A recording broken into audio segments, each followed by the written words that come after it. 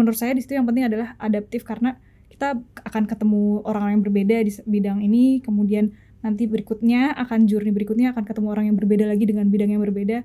Jadi harus bisa cepat untuk adaptasi dengan lingkungannya, kemudian dengan pekerjaannya itu sendiri. Menurut saya itu sih yang paling penting. Kita harus terus terbuka terhadap perubahan, dan kita harus tetap bisa improve ya. Jadi jangan hanya kita di bidang jalan tol kita hanya fokus ke itu saja. Jadi kita harus terus berinovasi apa yang bisa menjadi potensi bisnis untuk kita, sehingga kita harus tetap berkembang gitu. Jadi tidak hanya stuck di itu saja gitu.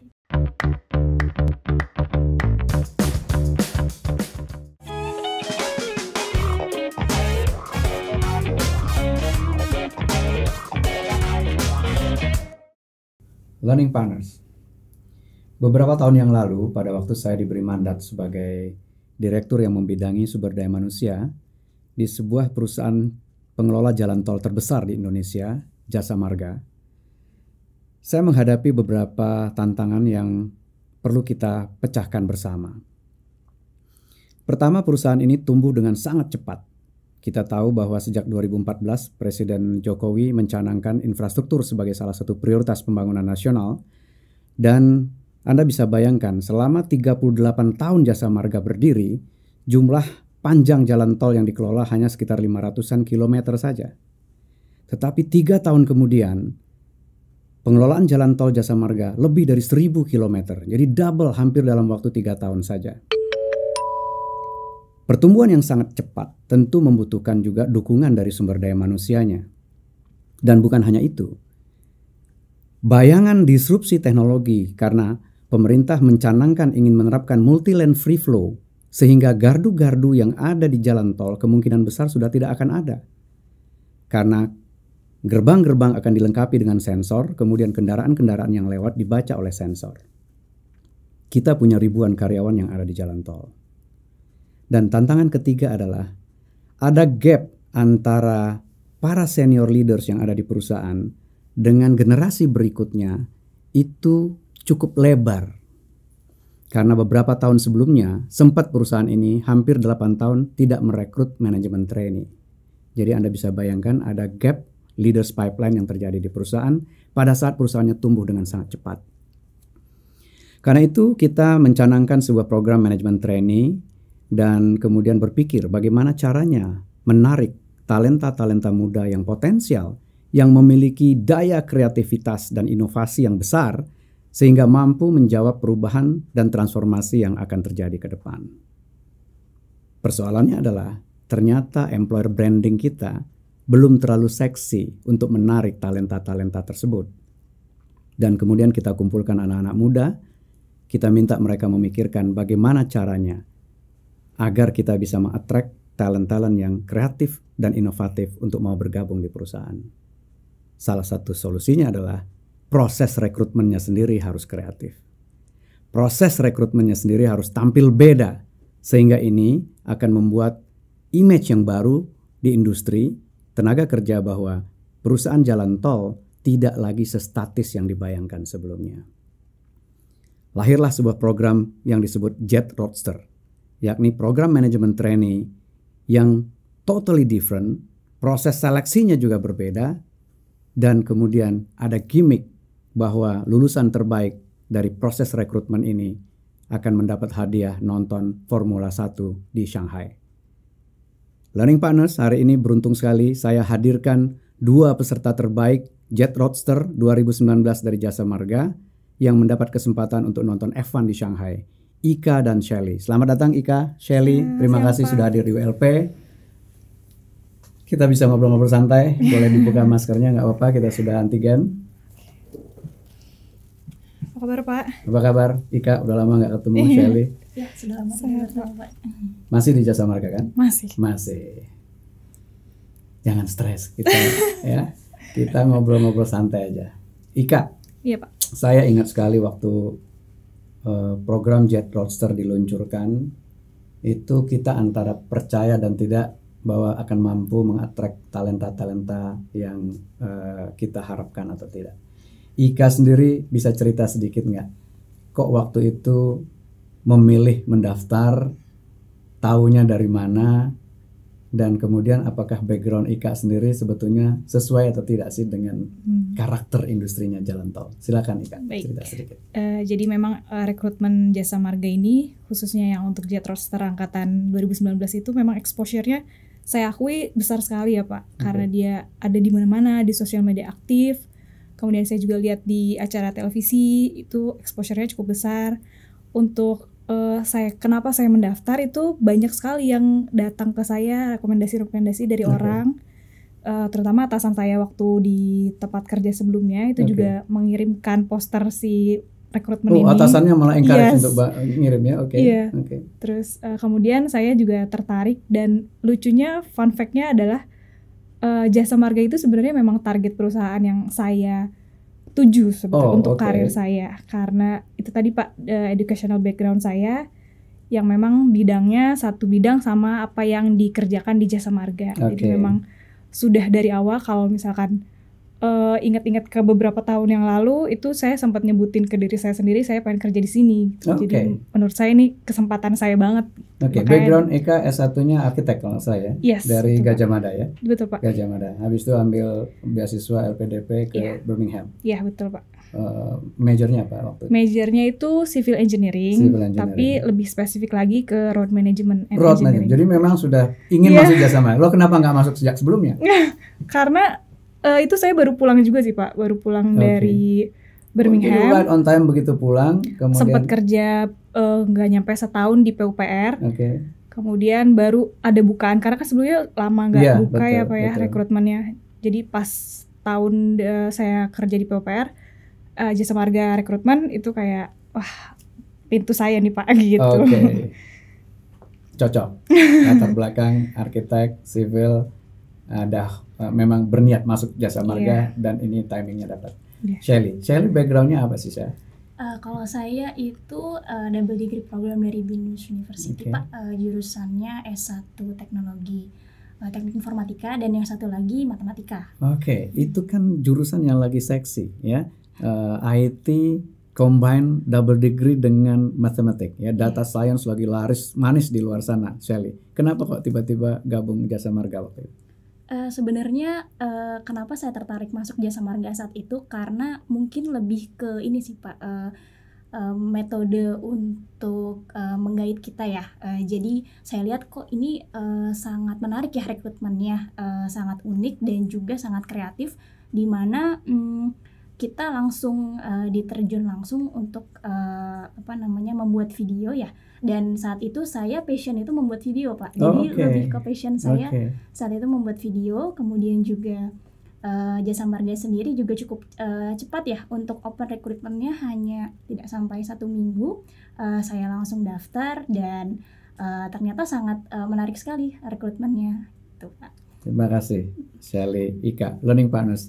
Recruitment is a marketing process ya. Kalau kita tidak berhasil mengemas apa yang kita mau jual ya, kemudian tentu tidak akan berhasil mengattract siapa yang akan membeli program tersebut. Dan terbukti Ika dan Shelly melihat bahwa branding dari program ini, the way program ini dijual ternyata cukup menarik buat mereka, dan kemudian mereka memutuskan untuk bergabung dalam program ini. Waktu itu tes pertamanya suruh buat video ya, personal profile dalam bahasa Inggris, harus itu diupload ke sosial media, betul ya? Betul Pak, di YouTube waktu itu. Ika waktu itu bikinnya apa yang diceritakan waktu itu?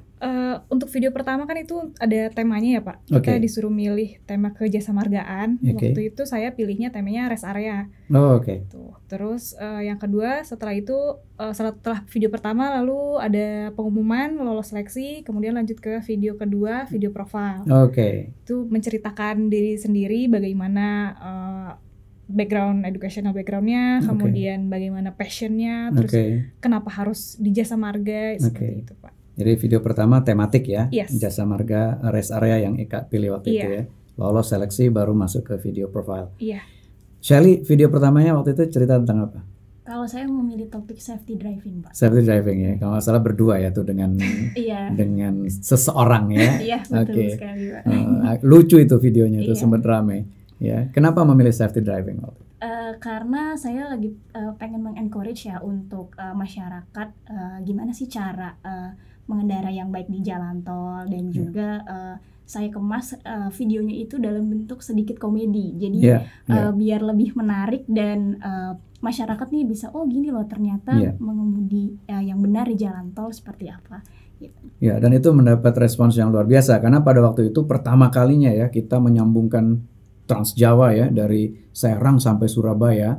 Kebayang ya orang akan nyetir berjam-jam. Ya, betul, dan kalau masyarakat tidak terbiasa nyetir sebegitu lama, nanti dibablas tuh ya, ngantuk jalan terus dan segala macam. Jadi awareness kita terhadap safety driving waktu itu memang perlu dibangun sekali. Dan video Shelly waktu itu juga dapat animo yang baik sehingga masuk ke fase berikutnya.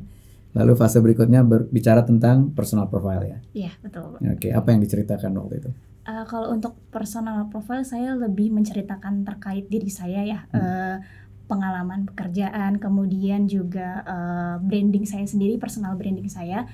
Nah itu yang membuat saya bisa maju ke tahap selanjutnya. Oke.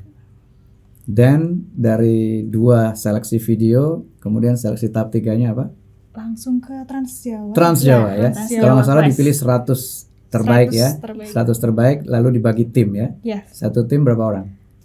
4 sampai 5. 4 atau 5 ya. 4 sampai 5 orang. Kemudian dibekelin, bisa cerita sedikit gimana rest area Trans Jawa Challenge waktu itu ya. Trans Jawa Quest ya kita sebutnya. Oke, gimana tuh? Jadi 100 orang terpilih itu dikumpulin hari itu, terus kemudian langsung dibagi kelompok 4 sampai 5 orang. Kayak kita belum kenal satu sama lain, tiba-tiba udah dibentuk kelompok. Kemudian ada satu mentor di setiap satu kelompok ini. Kami dikasih arahan untuk melakukan beberapa challenge ya. Jadi betul. Sepanjang jalan Trans Jawa itu ada challenge lagi, dan diberi modal berapa ya waktu itu? Sekitar 5 juta. Diberi modal 5 juta. Suruh berbisnis di jalan tol. Iya, gimana caranya? Dengan uang segitu kita bisa ke sana, ke tempat tujuan dan balik lagi. Dari Jakarta ke Surabaya, balik lagi ke Jakarta kan. Kemudian ada beberapa challenge di rest area, dan dengan modal 5 juta itu harus cukup untuk makan. Harus cukup untuk makan, untuk bensin, tol. Kemudian bisnisnya sendiri. Iya. Apa waktu itu Kak, satu tim siapa aja, masih ingat? Saya ada 3 orang lainnya, itu satu saya lupa sih. Pokoknya 1 perempuan, 2 laki-laki. Nggak lolos ya mereka ya? Iya, nggak lolos ya. Bisnis apa waktu itu? Waktu itu tuh kita belanjanya kan dapat modal sekian nih, kita belanjain kayak alat-alat elektronik kayak modem kayak gitu-gitu. Nah di jalan tuh kita menjualkan itu modem-modem itu di rest area. Iya, di rest area. Ada yang beli? Ada Pak. Dan alhamdulillahnya nyampe tuh Pak uangnya sampai balik lagi ke Jakarta. Dalam perjalanan ada konflik nggak sih di tim? Konflik tim, alhamdulillahnya kalau di tim saya sih enggak sih Pak. Ya? Kooperatif sekali sih memang anak-anaknya. Itu yang membuat nggak semuanya lolos, jangan-jangan karena nggak ada konflik. Kalian tahu nggak bahwa salah satu driver itu sebetulnya adalah asesor yang enggak Pak. Nggak tahu ya? Saya baru tahu dari Bapak sekarang. Tapi waktu itu disuruh posting ke sosial media ya? Iya, betul. Kayak Instastory begitu ya? Iya, Instastory dan sepanjang Twitter. Jalan ya? Twitter ya? Iya. Jadi bisnisnya waktu itu modem dan peralatan elektronik yang dijual di rest area. Shelly waktu itu satu tim berapa orang? Saya 4 orang juga Pak. 4 orang juga. Dikasih modal 5 juta? Sama 5 juta sama juga. Dikasih mobil, dikasih sopir ya? Iya, betul. Sopir. Lalu apa aktivitinya, apa bisnis apa yang dikembangkan waktu itu? Kalau kelompok saya itu lebih ke kebutuhan pangan ya. Jadi semacam pop mie, kemudian juga cemilan-cemilan gitu. Jadi untuk pengguna jalan yang kelelahan kita tawarkan makanan gitu. Dan juga untuk supir-supir truk. Itu ada untungnya nggak? Nah ini sebenarnya sangat challenging sih Pak, karena mungkin karena saya juga bukan orang yang rutin menggunakan tol dan sampai Trans Jawa gitu ya. Jadi mungkin kita baru juga nih tahu, oh customer di rest area itu ternyata dia butuhnya ini gitu. Nah memang saat itu kan rekrutmen bukan dalam keadaan mudik ya, jadi cukup sepi rest areanya gitu. Jadi justru yang banyak itu adalah supir-supir truk, dan itu sempat kita tuh wah ini kok uang kita kurang ya, gimana ya kita bisa maju ke pit stop selanjutnya nih, karena kita buat bensin aja nggak cukup gitu. Karena Jadi, kalau nggak cukup berhenti di jalan langsung gagal ya, iya, langsung betul, gugur ya. betul. Kita nggak bisa, bahkan kita makan aja nggak bisa gitu kan. Aduh gimana ya buat bensin gitu. Akhirnya kita putar otak supaya kita menjualnya tuh ke pedagang-pedagang di sana. Jadi ini kita ada makanan, dan mereka kan mungkin ada yang stoknya kurang, kita berikan ke mereka, kita jual ke mereka. Oke. Gitu. Ada konflik, ada perdebatan sengit, ada apa perbedaan pendapat? Sebenarnya kalau untuk konflik antar timnya enggak sih Pak, alhamdulillah. Kompak, ya? Tim kita sangat kompak. Justru satu tim dengan tim yang lain ya mungkin Pak, karena Nah bersaing. itu Mandra ya, itu gimana? Apa yang terjadi? Pergesekan apa yang terjadi waktu itu?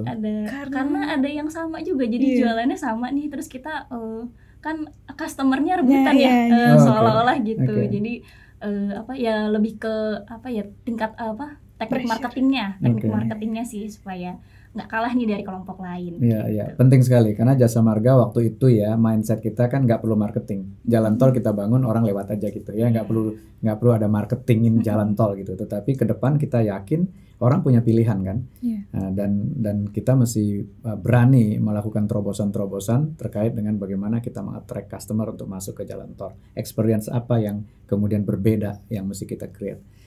Luar biasa. Selain berbisnis, kalau nggak salah ada challenge di rest area tertentu ya. Iya. Kalian waktu itu Ika dapat challenge-nya apa? Challenge-nya waktu itu di bisnis ya. Iya, Bikin strategi bisnis. Semacam kita punya perusahaan restoran Iya. ya, Oke. company kita, gimana cara kita menjual Kita mau bikin makanan produk ya. apa, Produk apa ya? kita menentukan kita mau produknya apa, outputnya apa, kemudian dari output itu kan ada bahan bakunya, Iya. itu juga kita atur gimana Iya. caranya dengan uang yang kita punya Oke. bisa menghasilkan output yang sebanyak-banyak mungkin gitu sih Pak. Oke. Itu challenge-nya waktu itu ya. Learning partners. Jadi sejak mulai direkrut ya, anak-anak manajemen trainee ini sudah mulai diberikan tantangan-tantangan bisnis ya. Marketing, karena waktu itu merasa jalan tol nggak perlu marketing kok ya. Tugas kita hanya membangun, kemudian orang otomatis akan datang dengan sendirinya. Tetapi kita berharap generasi berikutnya dari pemimpin-pemimpin jasa marga berpikir tentang marketing. Bagaimana dengan customer experience ya? Kalau kita bisa create customer experience yang berbeda, tentu orang akan lebih banyak tertarik untuk masuk ke jalan tol. Nah, teamwork juga mulai sejak dini sudah diperkenalkan bahwa mereka ini akan bekerja sebagai pemimpin yang akan bekerja dengan orang lain. Karena itu dalam banyak sekali challenge itu teamworkingnya juga di challenge ya. Dan kebetulan setiap cerita harus dikirim ke sosial media ya. Apa yang terjadi, challenge-nya seperti apa, kemudian dikirim ke sosial media. Lalu kalau nggak salah juga di salah satu rest area kalian ditemukan dengan mantan-mantan direksi jasa marga. Ya betul ya. Jadi ini untuk memastikan corporate culture dan history dari company itu sampai kepada calon-calon karyawan yang kita mau rekrut. Waktu itu di mana? Ingat nggak? Di ketemu Semarang. di Semarang. Di kantor ya, kantor. Iya, di Semarang. Kantor Semarang ya. Iya. Oke. Lalu beberapa direksi, mantan-mantan direksi ada di situ. Apa yang disampaikan oleh para senior kepada kalian waktu itu? Waktu itu sebutannya senior roadster ya. Senior Pak? roadster, ya betul. Jadi waktu itu kita branding juga karyawan ya, namanya roadster. Iya. Manajemen trainee disebut jet roadster, kemudian para alumni kita sebut senior roadster ya. Iya. Nah, apa yang disampaikan waktu itu oleh senior roadsternya? Waktu itu ada beberapa narasumber atau beberapa senior roadster yang semacam seminar di depan Oke. kami. Kemudian dia menyampaikan lebih ke ini ya, kesan kerja di jasa marga. Oke. Kemudian mereka membekali kami sedikit banyak tentang bagaimana sih pola kerja di jasa marga, Oke. kemudian lingkungannya seperti apa. Oke. Lebih kepada sharing pengalaman mereka, kan sudah lama sekali di jasa marga. Iya. Kepada kita yang memang waktu itu akan ibaratnya akan masuk nih ke lingkungan tersebut. Oke. Dari 100 orang yang dibagi ke dalam tim-tim tadi ya, itu kemudian lolos berapa orang? Ke tahap berikutnya Iya. 19. Sebelumnya ada ini ya, ada 30 ya. 30-an orang ya. Tahap terakhir masuk ke board interview kalau nggak salah ya. Iya. Jadi selesai dari Jakarta, Surabaya, Jakarta, kemudian dipilih 30-an orang, Ya. kemudian masuk ke board interview ya. Waktu itu Ika interviewnya dengan siapa? Dengan Bapak. Oh, dengan saya ya. Dengan Bapak sendiri. Kok bisa lolos ya? Saya ingat banget itu Apa yang Bapak. apa yang diingat waktu itu interviewnya? Waktu itu kita dibagi beberapa BOD kan Pak. Terus untuk yang kloternya Bapak nih, kita dimasukin ke ruangan, terus Bapak masuk ke ruangan itu, tiba-tiba Bapak ngasih soal ke kita, ada beberapa soal, terus case tadi ya? Iya, terus Bapak Bapak cuma bilang siapa yang punya jawabannya duluan silahkan ke ruangan saya waktu itu. Habis itu Bapak tinggal, terus ya udah akhirnya di situ masing-masing punya pemikiran sendiri dan nggak ada diskusi sama sekali sih. Nggak ada diskusi ya? Nggak ada, karena Pak. Itu udah mulai individual ya? Iya Pak. Terus saya kebetulan waktu itu memang orang pertama yang ke ruangan Bapak. Tapi menariknya adalah bukan karena saya tahu jawaban saya benar Pak. Iya. Karena tidak ada jawaban yang benar. Tapi karena saya mikirnya apapun yang saya jawab Bapak pasti akan menanyakan lebih lanjut gitu. Jadi saya memberanikan diri waktu itu, udahlah daripada saya buang-buang waktu terlalu lama dengan jawaban yang saya mungkin nggak ada yang benar, lebih baik saya datang ke ruangan Bapak dengan jawaban saya, tapi saya punya reason kenapa saya jawab itu gitu. Jadi saya bisa menjelaskan juga ke Bapak. Reasoningnya yang paling penting, bukan jawabannya. Shelly waktu itu dengan siapa? Saya waktu BOD interview sama Pak Sofyan Pak. Pak Sofyan. Apa waktu itu challenge-nya? Challenge-nya mungkin saat itu lebih ditanya hal terkait hari-hari dan apa yang kamu banggakan atau kamu respect dari orang tua kamu, kemudian juga harapannya di Jasa Marga apa gitu, kemudian juga diberikan case-case dalam permasalahan sehari-hari sih Pak kalau dengan Pak Sofyan. Ya, daily ini ya, terutama value in life ya. Gimana dengan orang tua, gimana dengan bekerja dan lain-lain. Dan terpilih 19 jet roadster. Berapa laki, berapa perempuan waktu itu? Waduh, berapa ya? Lebih banyak perempuan wanita sih ya. Laki-lakinya itu 8 kalau nggak salah, kalau wanitanya 11 ya. Dan 3 diantaranya dapat tiket untuk nonton F1 di Shanghai. Gimana rasanya waktu itu, Ika? Nggak nyangka sih Pak, karena memang tidak expect ke ras itu. Maksudnya waktu rekrutmen saya memang tahu di poster ada grand prize ya waktu itu ke Shanghai, tapi tidak expect kalau saya akan menang gitu. Jadi waktu dikasih tahu, apalagi itu waktu dikasih tahunya itu waktu Kopassus, jadi kayak mixed feeling juga sih Pak, kayak wah masa sih yang bener nih, bohongin deh. Sebentar, cerita tentang Kopassus, apa itu? Coba ceritakan, barangkali lo yang panas pengen dengar. Jadi kita setelah med check dan segala administrasinya selesai, kita masuk ke tahap Kopassus. Itu di training selama 1 minggu ya. Di diklatnya Kopassus ya? Iya, di sana. Apa yang kalian alami di sana? Banyak sih ya, itu lebih fisik sudah jelas Pak. Fisik udah jelas, terus pendidikan militer mungkin ya Pak. Iya, terus di sana kami sempat dibagi kelompok-kelompok, kemudian ada memecahkan beberapa masalah. Ya, karena di situ kita mau bangun nasionalisme ya, wawasan kebangsaan kita, agar kita tidak lupa bahwa kita bekerja at the end adalah untuk mensejahterakan masyarakat. Dan kemudian disiplinnya, fisiknya, leadershipnya, teamworknya, kita berharap kita belajar dari teman-teman militer di Kopassus. Oke. Ika nggak nyangka, sebenarnya suka F1 nggak sih Ika? Jujur saya kurang mengerti sih Pak. Tidak mengerti ya, tapi tiba-tiba harus nonton di sana ya. Nyampe di sana gimana? Excited banget karena itu Pak, karena saya nggak ngerti dan saya pengen ngerti sebenarnya. Ini apa sih, kenapa bisa orang-orang animonya besar sekali gitu untuk F1. Jadi sebelumnya saya searching dulu siapa sih pemainnya, siapa aja gitu, kira-kira ngejuarainnya siapa nih gitu. Oke. Shelly sebelumnya suka F1 atau enggak?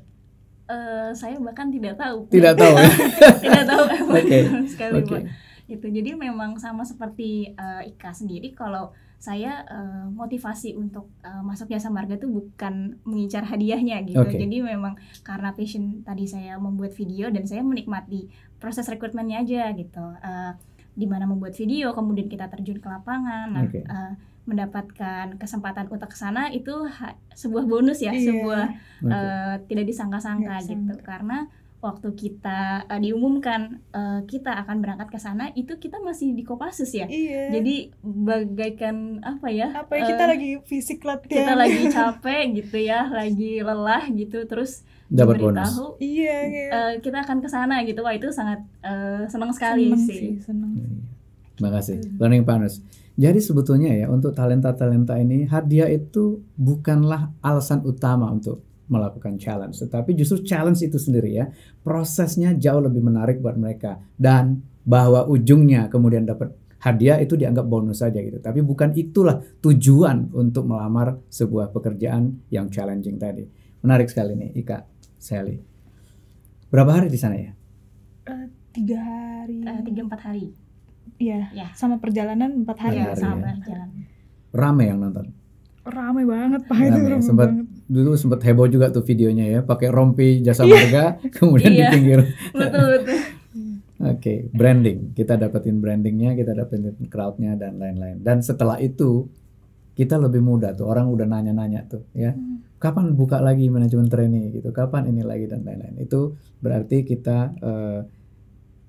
apa yang dilakukan oleh teman-teman millennials Jasa Marga waktu itu ya, project manajernya juga millennials itu ya, MT sebelumnya, dan ternyata efektif ya di dalam menarik dan mengangkat branding. Kemudian kalian dilantik ya sebagai Jet Roadster. Kalau nggak salah prosesinya juga di jalan tol ya. Prosesi iya, pengumumannya di jalan juga tol. di jalan tol ya. Kita waktu itu sedang meresmikan salah satu rest area ya kalau nggak salah ya. Di saat Dan ulang tahun Jasa Marga. Ulang tahun Jasa Marga yang ke-41. 19 orang Jet Roadster. Pelajaran pertamanya apa? Begitu diterima, masuk, disuruh ngapain? Design thinking kan? Iya. Jadi memang untuk pertama masuk itu kita diberi sedikit beberapa pelatihan dasar ya untuk personal kita gitu. Nah, setelah itu kita langsung dikasih project nih Pak. Project yang sangat challenging di mana kita baru masuk Jasa Marga, terus kita harus mencari tahu nih pain-nya di Jasa Marga ini apa gitu. Dan apa yang harus kita improve di saat itu. Nah, itu juga kita dapat dari Pak Alex ya, untuk challenge-nya itu kita melakukan survei, kemudian kita bertanya kepada pengguna jalan gitu ya, apa sih sebenarnya pain-nya pengguna jalan tuh di jalan tol gitu ya. Dan didapatkan kita membuat sebuah aplikasi yang bisa menjawab keluhan-keluhan dari pengguna jalan gitu. Jadi kalau nggak salah kalian itu cuma diberikan basic karakter ya, basic karakter, lalu instrumen untuk design thinking kalau nggak salah ya. Betul. Setelah itu kalian langsung dikasih project. Iya. Kalau nggak salah masuknya bulan Maret ya. Iya betul. Bulan Maret, lalu Lebaran bulan Juni ya. Iya betul. Jadi dikasih waktu 3 bulan untuk mengantisipasi solusi apa yang bisa diberikan pada waktu Lebaran. Betul. Karena selama libur Lebaran biasanya jalan tol itu over capacity. Kemacetan terjadi di mana-mana, di gerbang masuk dan keluar dan lain-lain. Lalu kalian disuruh memecahkan solusi apa yang bisa diberikan. Dan waktu itu keluar solusi aplikasi ya, Travoy. Apa sih itu Travoy? Travoy itu kita nyebutnya travel with comfort and joy. Nah itu tuh kayak aplikasi ya Shelly. Aplikasi yang menjawab, mungkin tadi sudah sempat Shelly singgung, yang menjawab pain-pain yang sebelumnya kita collect, kita data dulu. Kira-kira pengguna jalan itu keluhannya apa selama ini, kemudian kita jawab melalui aplikasi itu. Makanya di aplikasi itu beberapa fitur memang diperuntukkan untuk para pengguna jalan ya, misalnya kayak ada peta rest area, karena kan sebelumnya kita kadang-kadang saya sendiri merasakan mudik ya Pak, mungkin. Iya, berapa jauh lagi nih gitu, rest areanya di mana, kapasitasnya berapa dan segala macam. Kita nggak tahu. Kita stop sebentar di situ. Learning Partners. Biasanya manajemen training itu dibekali dengan banyak sekali teori. Yang 6 bulan kita ajarin mereka di kelas, kemudian 3 bulan OJT dan lain-lain. Pada waktu itu kami bereksperimen tidak mau membuang-buang waktu ya. Mereka diberikan basic karakter, kemudian design thinking, dan setelah itu langsung diberi project. Projectnya real yang berhadapan dengan konsumen. Jadi pada waktu itu menjelang Lebaran, 3 bulan menjelang Lebaran, dan kita tahu setiap kali Lebaran itu jalan tol penuh sesak ya, dan bahkan tahun sebelumnya terjadi insiden yang kemudian agak fatal di jalan tol. Dan anak-anak manajemen training ini yang baru direkrut kemudian come up dengan solusi digital, aplikasi namanya Travoy. Dan Travoy ini cikal bakal dari digitalisasi transformasi Jasa Marga. yang dilahirkan oleh 19 anak yang baru direkrut. Gimana waktu kalian Travoy di launching pada waktu Lebaran itu, gimana rasanya waktu itu? Kalau saya sih lebih deg-degan sih Pak. Deg-degan ya? Iya Pak. Karena kan itu memang ditujukannya untuk publik umum, dimana pasti testimoninya atau reviewnya dia akan sangat jujur. Nah, itu membuat saya anxious aja sih Pak. Apapun yang mereka kasih feedback ke kita itu adalah hal yang real, berarti itu harus kita terima lebih dan kurangnya seperti itu. Dan waktu itu nggak disediain budget, kalian suruh cari duit sendiri. Iya. Betul. Gimana caranya cari duit waktu itu? Menjalin partnership. Ya, itulah esensi dari digitalisasi. Ya, era 4.0 adalah sharing ekonomi. Ya, nggak semuanya mesti kita modalin sendiri. Kita bisa jalin partnership. Ya, waktu itu dengan bank kalau nggak salah ya. Iya. Partnership dengan bank. Well, project pertama Travoy. Project kedua apa? Project kedua kita udah mulai masuk ke unit-unit. Jadi beberapa orang dibagi ke 3 unit ya. 3 unit. Ada yang operasional, ada yang related business, sama ada yang IoT Lab. Membangun IoT Lab ya. Kenapa waktu itu kita bangun IoT Lab? Bisa diceritakan sedikit nggak ke Learning Partners? Oke, dari Mbak Ika nih yang sebagai desain dari IoT Lab. Iya, Ika bisa cerita nggak kenapa waktu itu kita memutuskan bikin IoT Lab? Ini kan perusahaan jalan tol. Ngapain sih masuk ke Internet of Things ya? Ya, kira-kira bisa dijelasin sedikit. Karena waktu itu memang jalan tol bukan berarti jalan tol dan digitalisasi itu bukan hal yang terpisah. Ternyata kami ber-19 menyadari itu bahwa kita tuh harus bisa beradaptasi dengan digitalisasi yang ada saat ini, bahkan kalau bisa melebihi apa yang sudah ada, kita harus bisa rancang ke depannya. Nah, untuk memfasilitasi itu makanya disusunlah gimana caranya ini ada wadah atau ada platform, ada tempat kita bisa explore. Laboratorium. Iya, kita bisa explore, punya ide segila apapun di situ, punya ide sekreatif apapun bisa ditampung di situ untuk dikembangkan di situ sih Pak idenya. Dan Ika langsung ditunjuk jadi project manager membangun IoT Lab. Mulai mendesain sendiri, karena backgroundnya arsitek, langsung desain sendiri, nggak pakai konsultan ya? Enggak Pak, ditembak sama Bapak. Iya, saya lihat backgroundnya ini arsitek, ngapain kita sewa arsitek ya? Ika desain sendiri. Kita kebetulan waktu itu punya building, punya tempat yang idle ya di daerah Tangerang, kemudian Ika desain sendiri ya. Biasanya kita kalau mau bikin apa-apa dikit-dikit pakai konsultan, pakai arsitek third party dan lain-lain. Ika langsung bikin. Bagaimana rasanya baru direkrut suruh bikin aplikasi yang tadi ke customer deg-degan ya. Sekarang suruh bikin project yang langsung memang akan diimplementasi gitu. Itu gimana rasanya Kak? Senengnya ada sih Pak. Karena kan background saya arsitek itu tadi Pak.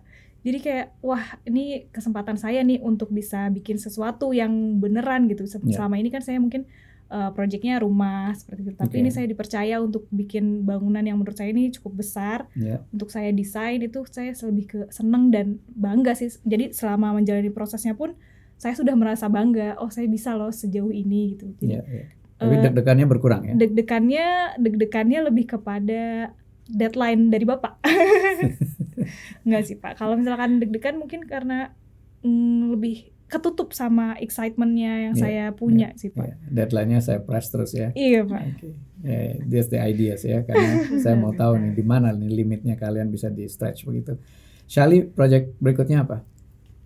Saya saat itu saya di operation ya, jadi lebih ke focusing untuk akan adanya MLFF, jadi lebih mengkaji terkait itu persiapan kita menghadapi MLFF. Bisa dijelasin sedikit MLFF itu apa, Shali? Ya, MLFF itu multi lane free flow. Jadi sekarang ini kan Jasa Marga itu untuk transaksi dia menganut tapping menggunakan e-tol ya, yang sebelumnya kita cash, kemudian kita bertransformasi menjadi pembayaran non tunai. Kemudian sekarang ini dari pemerintah itu sudah akan mencanangkan adanya multi-lane free flow. Nah, mungkin di situ kita harus beradaptasi ya, karena wah ini sudah mau multi-lane free flow nih. Nah, apa yang Jasa Marga bisa lakukan untuk menghadapi multi-lane free flow tersebut? Jadi perubahan teknologi dari tap and go kemudian menjadi benar-benar free flow ya, tidak ada barrier, tidak ada gardu dan seterusnya. Betul sekali. Well, sekarang kalian sudah berapa tahun di Jasa Marga? Almost 3 tahun. Ya, hampir 3 tahun ya. Sekarang Ika jobnya apa? Saya di unit Toll Road Business Development. Jadi mungkin masih ada relasinya atau related di educational background saya ya Pak, terutama arsitek. Jadi sebagai pembina JMRB Pak, anak perusahaannya Jasa Marga itu. Business. Ya. Lebih kepada proses bisnisnya juga, kemudian ada mungkin di unit saya lebih kepada jalan tol yang belum ada nih, kita rencanakan untuk ada, itu seperti apa prosesnya di unit saya, seperti itu sih Pak. Shelly sekarang di? Saya di Operation and Maintenance Management Group di bidang operasi Jasa Marga. Memang dari awal saya sempat di sana, terus kemudian keluar. Jadi waktu sempat on job training yang 3 bulan itu, kita sempat balik lagi ke JMLI untuk mengerjakan proyek ya. Ya, jadi masing-masing dari kita itu mengerjakan proyek. Jadi satu orang menjadi project manager untuk satu program gitu. Nah, itu di situ juga saya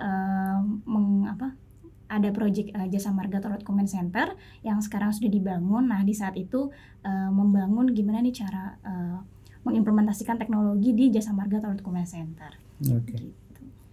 Shelly, Ika, kalau ada hal-hal yang mau dibagi ya kepada adik-adik yang di sana mungkin ya sedang berpikir untuk bergabung ke sebuah organisasi jalur manajemen trainee, Ika dulu deh. Apa yang kira-kira Ika mau sampaikan ke mereka? 3 hal yang menurut Ika paling penting.